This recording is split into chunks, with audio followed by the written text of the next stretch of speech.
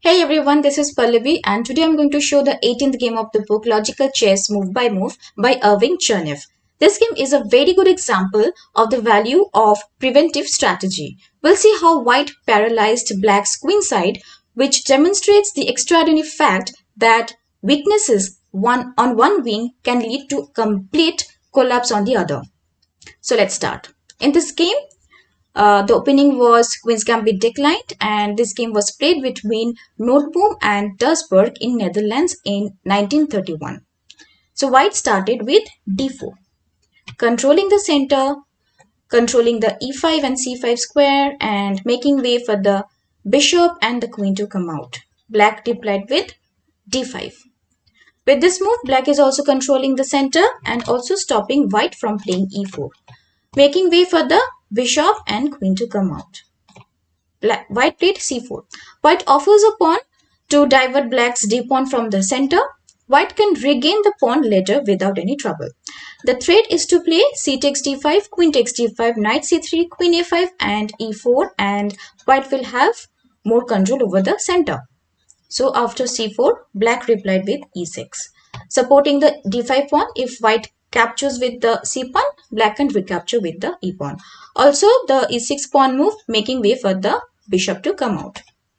After e6, now White played knight to c3, a simple developing move towards the center which attacks two central squares, the d5 and e4 squares, and also adding pressure to the d5 pawn. Now Black played knight to f6, developing towards the center and supporting the d5 pawn and also attacking the e4 square. Now White played bishop to g5, a pin which threatens c takes d5, e takes d5, bishop takes f6, queen takes f6, and then knight takes d5 gains White a pawn. And instead of queen f6, if Black captures with the pawn, g takes f6, leaves Black with a badly doubled pawn. The threat is actually of minor importance. What White is interested in is the most efficient placement of his pieces, and the development of at g5 is extremely strong. The restraint it places on Black's knight and the cramping effect it has on Black's king side is not easily shaken off. Now Black played knight b d7. In queen's pawn opening, Black's queen's knight does its best job at d7. From here, the queen is supporting the other knight and helps prepare the advance of the c pawn to c5. And the b8 knight must not move to c6 as it will obstruct the c7 pawn. The c pawn must be free to advance and attack White's center. Black incidentally sets a trap. If here White captures c takes d5, then e takes d5, knight takes d5, knight takes d5, bishop takes d8, and bishop b4 check. Only option queen d2, bishop takes d2 check, king takes d2, and king takes d8, and Black gains a piece. So after e3, bishop to g5 here, knight b d7, and then White played e3. White could not fall into the trap. He followed one of the principles of chess, which is do not chase after pawns at the expense of your development. White's last move supports the central d pawn and also making way for the bishop to come out. After which, Black played c6, strengthens the d pawn and opens a diagonal for the queen. After this, he's actually planning for a counter attack beginning with queen a5 and then bishop to b4. So here White played a3, stops bishop b4 which could pin the c3 knight. Now Black played bishop to e7. Black develops a piece, unpins the f6 knight and clears the back rank for castle. Now White played queen to c2, an ideal development for the queen in this opening. At c2, the queen exerts pressure on the c file, which will strongly be evident after the center pawns are exchanged, and controls the e4 square. It is important, it is vital to guard the e4 square so that Black cannot free himself easily by playing knight to e4 and then exchange some pieces. After this, black played short castle for king safety and the activation of the rook. Now white played knight to f3. Develops towards the center and attacks the e5 square, also stopping to any contemplated break by e5. Black played a6. Preparation for the maneuver like knight d cross c4, bishop cross c4 and then b5. When white moves back with the bishop and then bishop b7 followed by an eventual c5. This would serve to develop the c8 bishop, free his queen side and start action against white's pawn center. So this is what black is planning to play after a6. So immediately white played rook d1, a good move. If black is going in for an attack on the wing, white is prepared to strike at the center.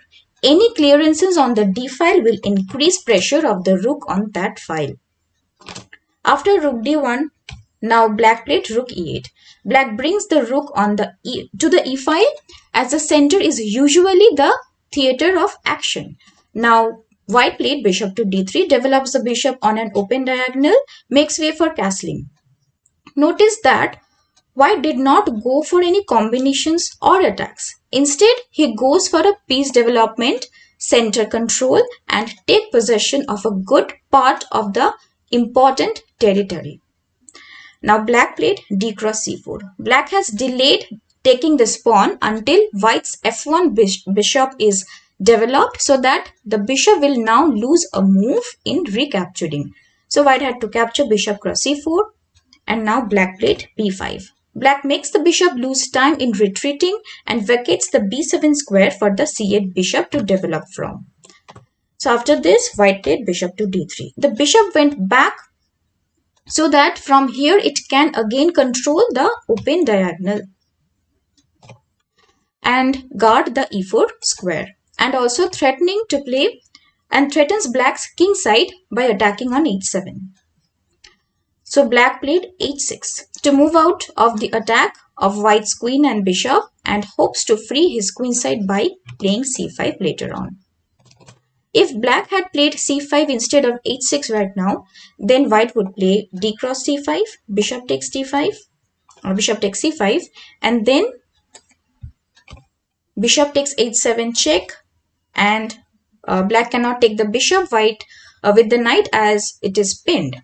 And after d takes c5, instead of capturing with the bishop, if black captures with the knight, then bishop takes h7 check and white wins the queen.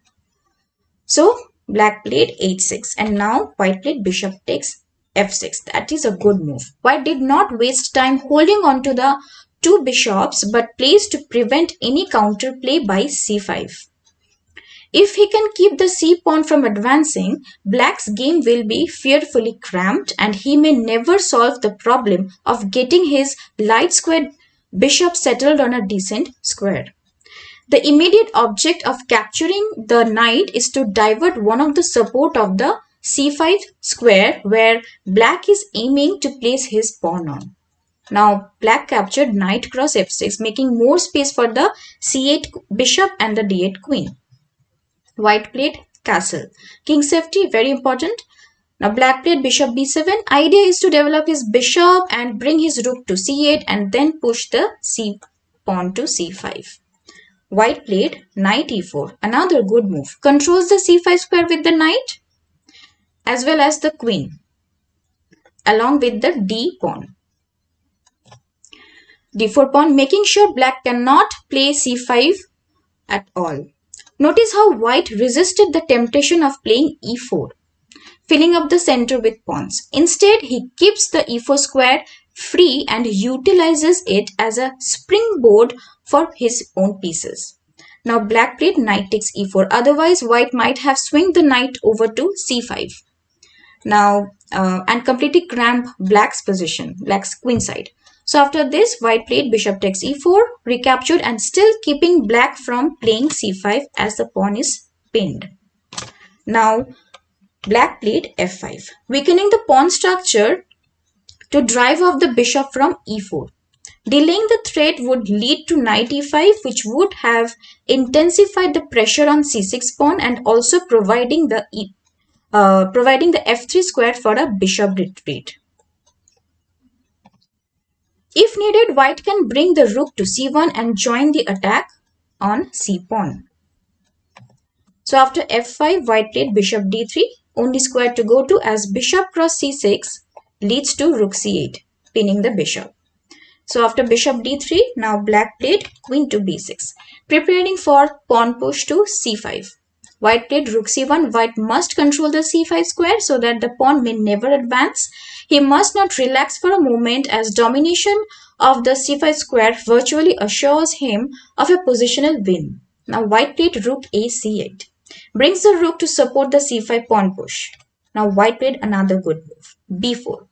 White nails the pawn down and black played queen to d8. To parry the threat, queen b3.